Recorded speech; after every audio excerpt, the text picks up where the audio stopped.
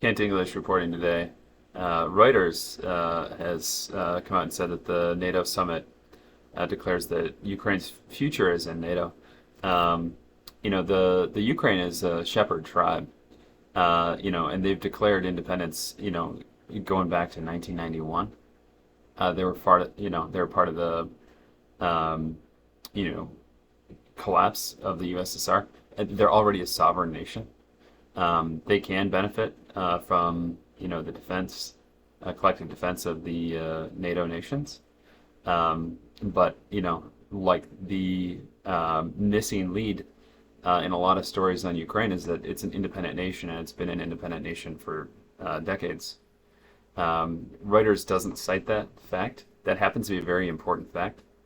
Um, a lot of the confusion um, around the world on the war in Ukraine is, originates from this myth that Vladimir Putin tried to create, that there was such a thing as a Kievan Rus, which is the ancient, that is a medieval term to describe a place that included both Kiev and Moscow. Um, the etymology of, the word Kiev happens to carry more power than Russia, because Russia is not the word for the country that originates from Russians. It's a word that originates from Scandinavians, of which it translates variously as up that river, um, of which is not a powerful word. And again, why do we say that was Vladimir Putin's invasion of Ukraine is about trying to express power, and there's nothing more weak than looking at a poor neighbor and going to war with them. Russians should try to beat Swedes at hockey rather than trying to beat Russia on the battlefield. Shepherd nations don't go to war with each other. We know we can do better. And again, this message out of the Ukraine, that Ukraine's future is in NATO, we think is probably right. That happens to be the story right out of Lithuania. The press release came out of Vilnius, Lithuania. I didn't know that Vilnius was the center of NATO. As a Lithuanian myself, I take a lot of pride in that. In 1989, the Lithuanians joined arms and declared freedom from the USSR and tripled the number of political parties in one day. It's a story that's so remarkable. The Ukraine joined them.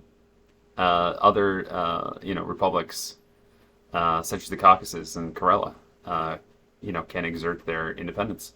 It's long been known that the Karelins, which is the northwest district, is the word from the brutalist era in Russian description of beautiful places. St. Petersburg is in a part of Russia called the Northwest District.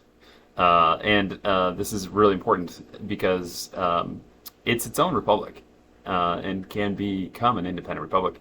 Happens to be one of the smartest things because they want to engage with Europe. Ties in Russia happen to be linked largely to the directional flow of the rivers. Karela is the northwestern district that the rivers flow into the Baltic Sea. There are some that flow into the Arctic, which is qualitatively different than Moscow or Muscovy, where the Volga River flows south into the Caspian Sea. And that means that those commercial corridors are basically close to each other.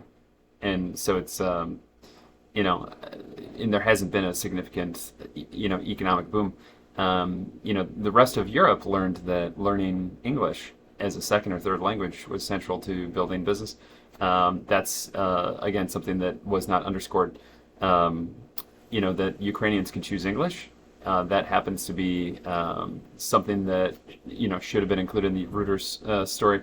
If you look at economic development, Chinese mothers, Indian mothers have taught their children English. That happens to be part of the secret to the economic success there. Ukrainian mothers have not yet, but can.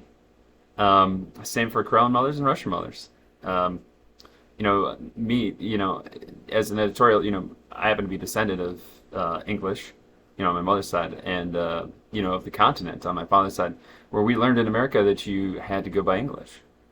even though we came to America in 1773 and built West Point, we still had to communicate with people in English. And so big news out of Reuters today that the Ukraine's future is in NATO. Maybe the Ukraine's future is also learning English and engaging in the global economy more. And ditto for Russia, with or without Karela as part of it.